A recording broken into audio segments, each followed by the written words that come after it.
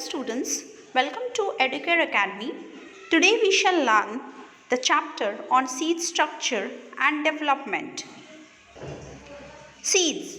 Seed is a ripened ovule containing embryo. Ovule is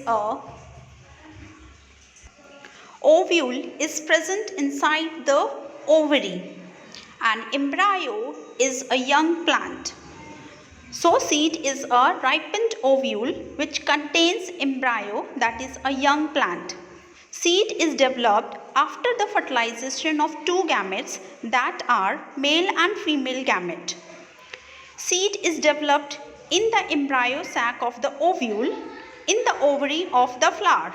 So as I already told you, ovule is present inside the ovary and ovary is the female reproductive organ.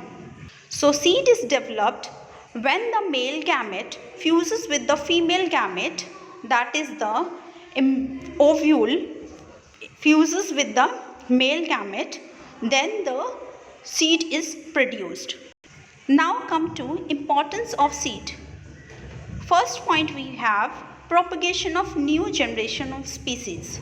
So with the seeds a new plant developed and a new species comes out. This is called a natural wealth that sustains the plant and animal life. It is because of the seed the plant's continuity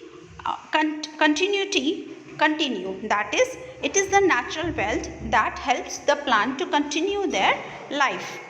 It is used directly as a food, like oil seeds, pulses. They are used as a source of food. It is used for the extraction of oils as in oil seeds, sunflower oil, almond oil. So these are extracted, oils are extracted from the seed for the extraction of malt, and it is also used as a medicine.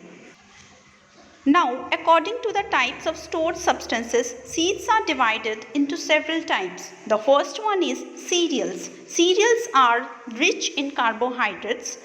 For example, wheat, rice, maize. Next we have pulses. Pulses are the source of proteins like chickpeas, beans, lentils, cowpeas. Then we have oil seeds which provide us oils like groundnut, mustard, rapeseed, sunflower. Then we have spices. Spices have aromatic acids or alkaloids. They are like cumin, cardamom, coriander, nutmeg. These are all seeds. Seeds are also used as beverages and medicine. They have a secondary metabolites like coca and discordia. Seeds also have fibers like cotton fiber. Now seed surface. Seed surface can be smooth.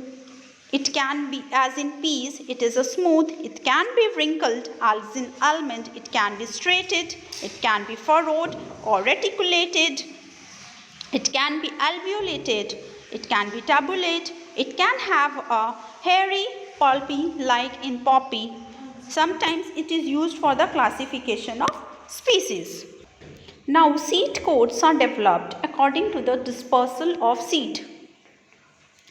Like wind.